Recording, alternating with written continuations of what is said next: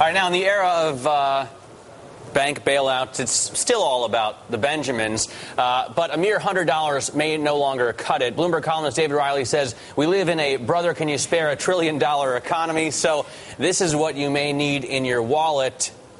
Well, let's just take a look at this. We have $1 million bill there with our columnist Dave Riley's face right smack in the center of it. Before we talk about who we should put on the $1 million bill, and I guess, well, hopefully it's not you necessarily. Hopefully not.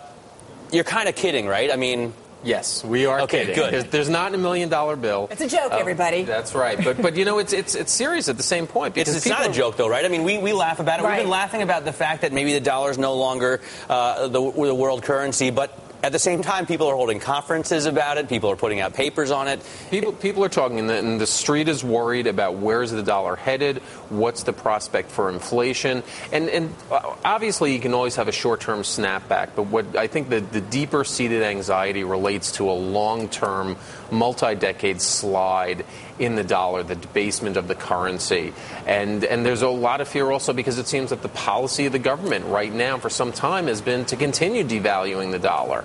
And we see right now people are thinking, hey, if we just bring the dollar down, that's going to help exporters. Maybe that will revive the economy. Right. Ultimately, though, that can be a really dangerous path to go down. Well, so, David, all this talk about, the potential for the dollar not being the favored global currency. I mean, is it just talk or is it something that that they kind of need to start to be worried about? Well, I think that the fact that people are talking about it is a source of worry and should be a cause for concern.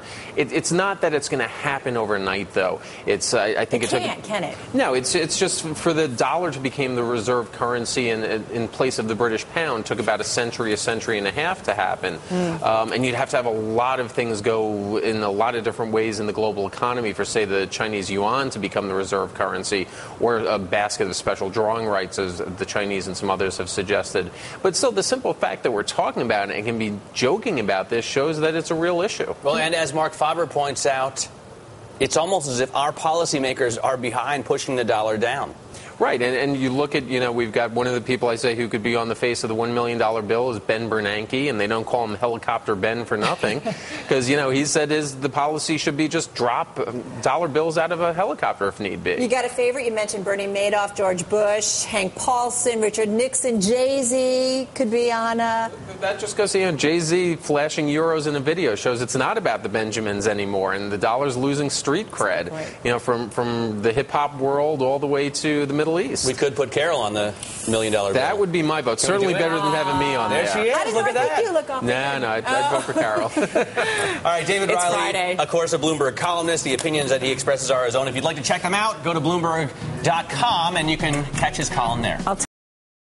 Whoever picture is on it, right?